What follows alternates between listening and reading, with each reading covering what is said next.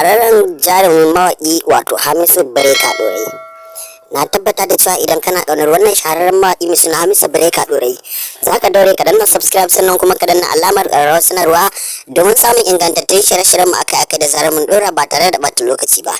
Sannan kuma za ka danna mana liking, sannan kuma za ka share ɗin wannan bidiyo zuwa kowane group ɗinka na WhatsApp da Facebook da kowane social media da kake amfani da shi.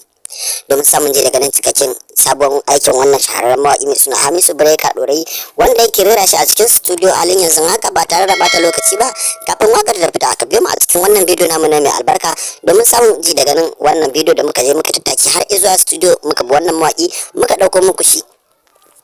Kai dai idan ka kasance bako a cikin wannan tasha ta mai albarka mai suna Exclusive 24 TV, ka daure ka danna subscribe sannan kuma ka danna alamar ƙararrawar sanarwa domin samun ingantaccen shirye-shiryen mu akai-akai da zarar mun ɗora ba tare da bata lokaci ba.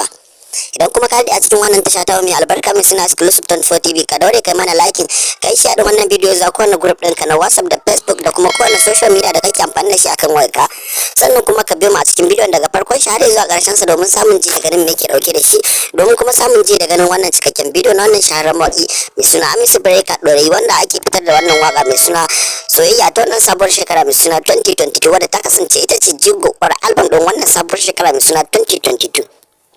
domin samun ji daga nan cikakkiyar kataccen wannan waka mai suna Soyayya, wadda aka yi mata lakabi da sunan wannan album wannan sabuwar shekara mai suna 2022, wadda ta kasance jigon wannan album wannan sabuwar shekara mai suna 2022.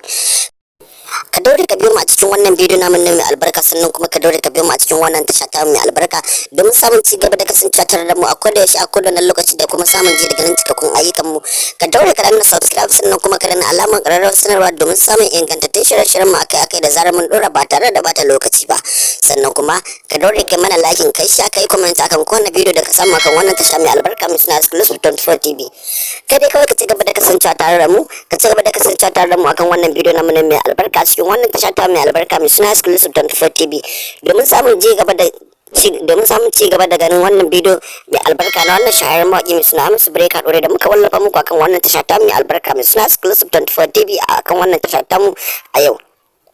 Kada dai ka shafa kada ka manta kana da tare da tashar Hausa Zalla ɗaya tila faɗin arewacin Najeriya da ma duniya baki ɗaya, wato Exclusive 24 TV, domin samun ji daga nan cikakkiyar shirin da kuma samun ji daga nan waƙar ta wannan shahararren mawaƙi. Ka biyo mu a bidiyo na gaba domin samun ji daga nan cikakkiyar waƙar da kuma samun ji daga nan cikakken bidiyon na wannan shahararren mawaƙi mai suna Hamisu Breaker Ɗorayi. Ka ci gaba da kasancewa tare da mu a cikin wannan tasha ta mai albarka, ka sake ziyartar mu nan gaba domin samun ji daga nan ka. Mun gode, muna sake gode maka, sai mun haɗu da kai a bidiyo na gaba domin samun ji daga nan cikakkiyar wannan waƙa.